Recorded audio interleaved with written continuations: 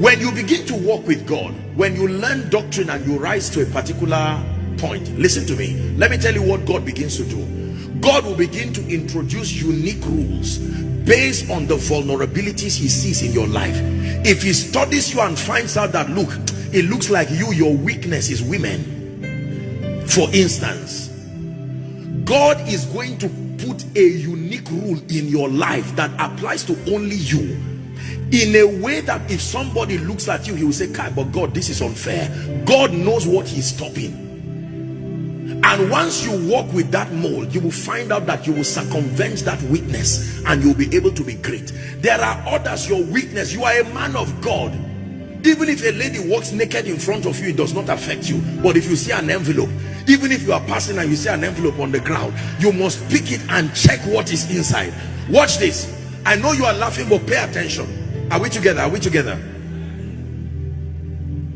So God knows when the devil wants to destroy you, he can bring enemies in the name of members for only 1 year who are millionaires but carry within them the spirit of your destruction. If you have not gone through the school of the spirit that has purged you and broken you to a point where you lose an appetite for those things, so God can give you rules like you will not have more than 4 cars at any point in your life. Your wife will say, "What kind of a husband are you? They gave us 10 cars, you gave away 6. Why?" And you say, "I have a covenant with God. God told me I will, at any given point, I will only have 4 cars." It is not a doctrine, it is a training. God has vetted you in the spirit and have found out that if you have more than that, that is the gauge of your discipline. If it crosses that, it can do something to you. Is someone learning? There are people, no matter how they fast and pray, they will not be able to pack a stadium to talk to the people.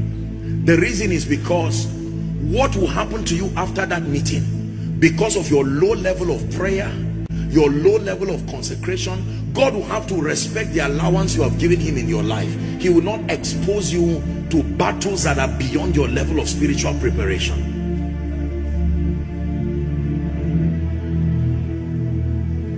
Is this making sense to you?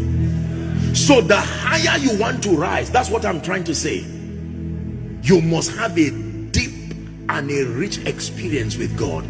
There are levels when you get to with God, it no longer becomes an emotional dealing, it is a covenant. There are certain things when you do with God, God will bring a sworn blessing upon you. Because you have gone this far, I swear by my name that in Enugu state you will never beg for bread again to your children.